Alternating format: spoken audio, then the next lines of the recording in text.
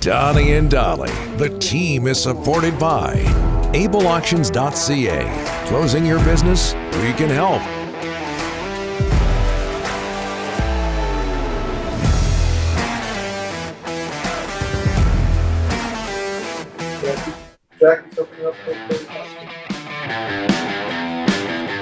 It is Thursday, and today's guests, including John Shannon, standing by, are brought to you by Langley Chrysler. Enjoy no hassle, 3-day returns, and 30-day exchanges on all used vehicles, so you can make sure what you get is just right for you. And one of the largest inventories in BC. Don't just love your car, folks.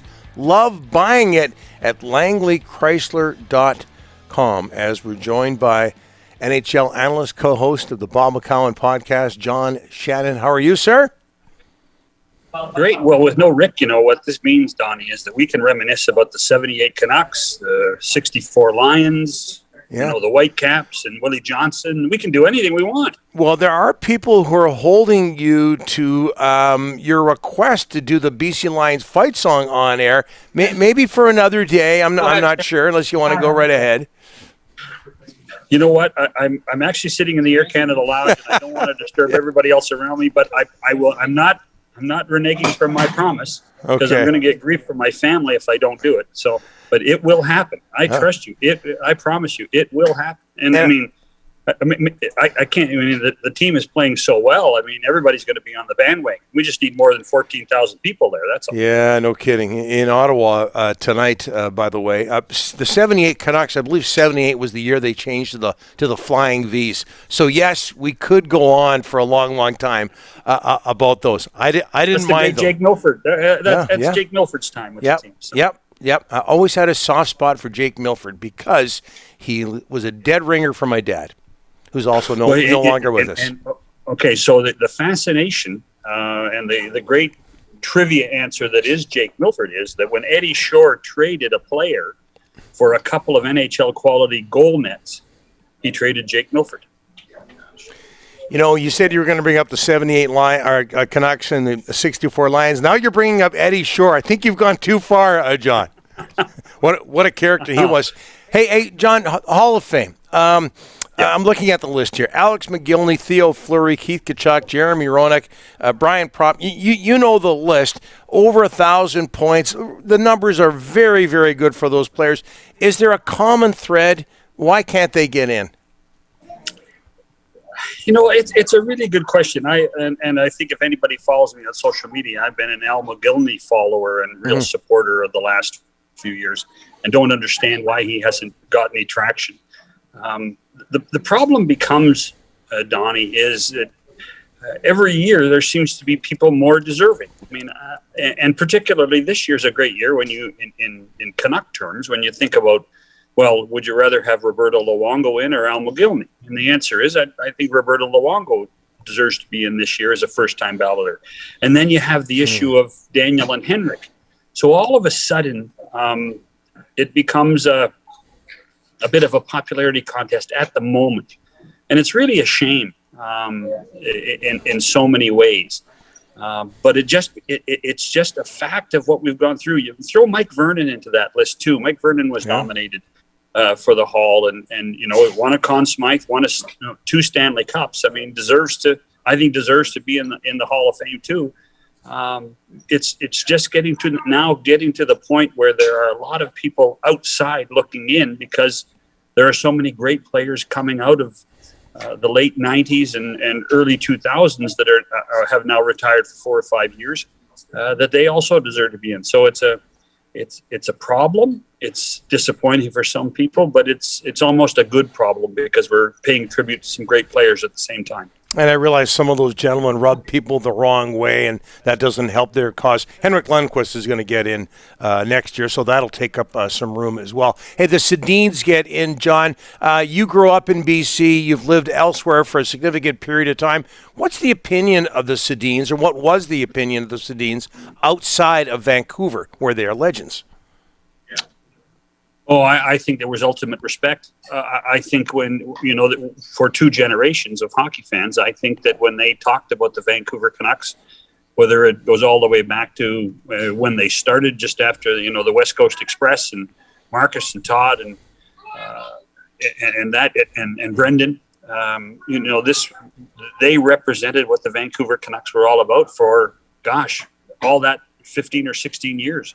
And I do think the moment that Brian Burke was able to pull off the trade on the draft floor and draft the two players, I think that created such awareness for the franchise and for the Twins that people across the league were always fascinated by them, and how not only did they look so much alike, but how they could transcend every way they played the game, and how they communicated so quietly and were able to move the puck. I think there was pure awe around the National Hockey League in every city for Daniel and Henry. Yeah, such a unique story. I believe you tackled this subject with Bob on the Bob McCowan podcast, but John Cooper, who's been around for a while now in Tampa Bay, says that of all of his Tampa Bay teams, all of his Lightning teams that he's coached going way back, this one was the one that was the most special or his favorite. Why do you think that is, John, even though they lost in the Stanley Cup final? I think because he knows the secret of how hurt they were. Yeah. And how driven they were, and the changes that they made in the offseason and even during the regular season. So you talk about Corey Perry and Nick Paul and Brendan Hagel, who played so well, all hurt. I mean, their injuries, Donnie, were in the double digits. Every guy was almost not 100%, and there were guys playing at 50%. And when you think that Braden Point tried to play with a torn quad muscle, it speaks to the passion that people have for winning the Stanley Cup. And I think that's why John Cooper thinks this is so special. This group of guys is so special because they gave it their all. Some of them late in their careers, like Corey Perry, and they weren't able to make it through. They were playing on fumes for 5 games, not 1 game. They were playing on fumes for 5 games, and how they were able to tape themselves up and strap on their equipment and go out there and compete and win 2 games. And let's face it, lost 2 games in overtime. Could we be talking about if they had scored the 2 overtime goals? We'd be talking about 3 in a row and a 4-2 victory for Tampa rather than a 4-2 victory for Colorado. John, the LA Kings surprised a lot of people this past season by making the playoffs. I don't think anybody predicted that. They had a very, very good season, a surprising season. I know the postseason didn't go the way they wanted to. So everything was positive, but they couldn't score a whole lot of goals. So does the Kevin Fiala deal with Minnesota, does it make sense? Makes sense on both sides. They do need a real goal scorer, and Fiala can be that. He's his speed. When you put his speed on that team, when you think of Kempe and Arvidsson, man, oh man, they just got faster. And let's face it, Minnesota, and I don't think Minnesota's done because they're in cap hell right now. When you consider they have to take the penalty of the Parise and Suter contracts this year. So while everybody in the league's working at 82.5, they're probably working at 69.5. So they had to do something. To get a first-round pick is a positive for them. To get a young prospect is a positive for them. But you have to give up Kevin Fiala, who now is on the verge of making $8 million a year, as opposed to the $5 million he made last year in Minnesota. John, Mr. Television, what was your take year one of the job that ESPN and TNT did in the first year of their NHL contracts? Under really interesting circumstances, I think they did really well. And I think what we saw was exactly what the NHL needed. I mean, hardcore hockey fans will find the games. But what TNT was able to do by taking advantage of Charles Barkley, by talking about hockey on NBA games, introducing it to a new audience, and what ESPN was able to do with their shoulder programming, Scott Van Pelt, Sports Center, some of their own hockey content, they put it on another elite level. That's not to knock what NBC did, but NBC didn't have any of those other properties on their cable networks. ESPN, to have ESPN have 17 or 18 or 19 minutes dedicated to a conference final game or a Stanley Cup final game was really, really important for the National Hockey League. I mean, even look how ABC and ESPN handled Game 6. I mean, they stayed for 40 minutes. 40 minutes after the game, over-the-air television across the United States. They stayed on almost as long as Sportsnet and CBC did. I've never seen that. And that's a real positive for the partnership between the network and the league.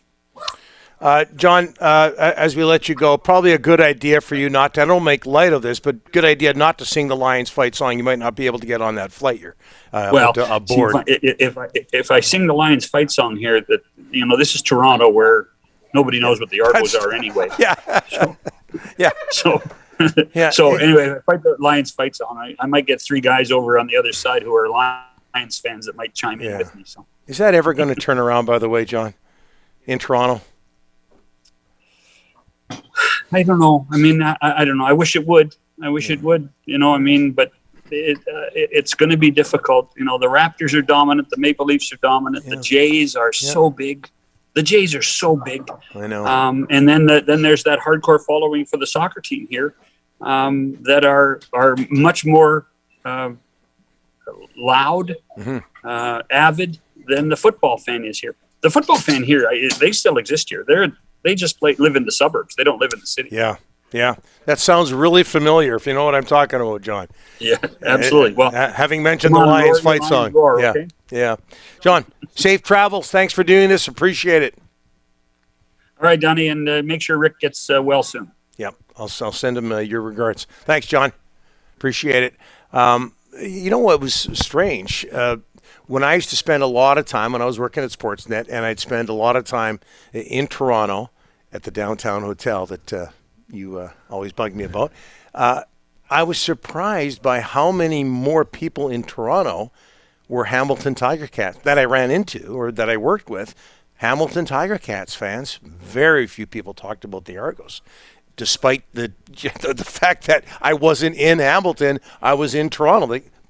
People who were from around the Hamilton area, they cared about the Tiger Cats, and they, some of them would wear their colors proudly. Not so much for the Argos. It was kind of strange. Is that a lot of people have moved? Is that the reason? I don't. Who knows? Hamilton, the CFL is a bigger deal in Hamilton. Well, but it's funny you say this. They let everybody know about it. Argos, very little. It's funny you say that because, as you know, I'm much younger than you. For the early part of my life, the Hamilton Tiger Cats, like the early 2000s, it was just like a disaster after disaster for them. Like they weren't. It's not like they've recently become a good franchise. Oh, Bob Young. Right? Yeah, but for me, I was always like, okay, I always knew them as being a bad team in the CFL, and yet the colors are there. I agree with everything John just said. I don't see it ever working in Toronto, and I think that the league is worse off holding on to it. Yes, I agree, and we always make the point. The NFL, I know you can't compare the NFL to anything. It's the mighty NFL. There's no point comparing it to anything. But the NFL did survive without a team in LA for a significant period of time. They did just fine. I just think those visuals of BMO or wherever they're playing, Rogers Center back in the day, nobody there in a city of 7-8 million, however many people are there, that just looks so bad. I don't think it does the city or the league, the team, any good at all. And BMO's a small facility. Smaller facility. No, it is. Yeah. Right? Yeah. And that was supposed to be the answer. I think the answer is what we've alluded to. Get her out to the suburbs if you somehow can. By the way, I mentioned a name there that doesn't get mentioned very often when it comes to players who maybe should get into the Hall of Fame, but don't come close. But Brian Propp, and I'm obviously biased because I spent a lot of my, I'll say a lot of my childhood, but a lot of my teenage years going to U.S. Bruins games at Queen's Park Arena, and their number one rival was the Brandon Wheat Kings, or one of them anyway. One of their rivals was the Brandon Wheat Kings. And Brian Propp was unbelievable on a line with Bill Derlego and Allison and others. And his NHL, he's over 1,000 games, over 1,000 points, all that time with the Philadelphia Flyers, went to Stanley Cup Finals, never gets mentioned. But John's right, though, too. Every year another wave comes in, right? And your chances decrease. But then every once in a while, and I know other people in this market talk about this, you have a situation where Rogie Vachon, out of nowhere, gets into the Hockey Hall of Fame. Kevin Lowe a few years ago. Yeah, and I seem to remember with Rogie Vachon, he was surprised. Yeah. He was like, what? I'm getting into the Hall of Yeah. Fame? Great goaltender, Hall of Famer? You could debate that. Brian Propp's numbers are good, and it doesn't get talked about enough. I know there are other players we could go on and on about, and I agree with John, too, and we've talked about that a lot in this show, Alex McGillney. Okay, what's next? Let's update the poll question. We'll do that next, among other things. Donnie and Dolly, the team, on check. Donnie and Dolly, the team is supported by AbleAuctions.ca. Closing your business? We can help.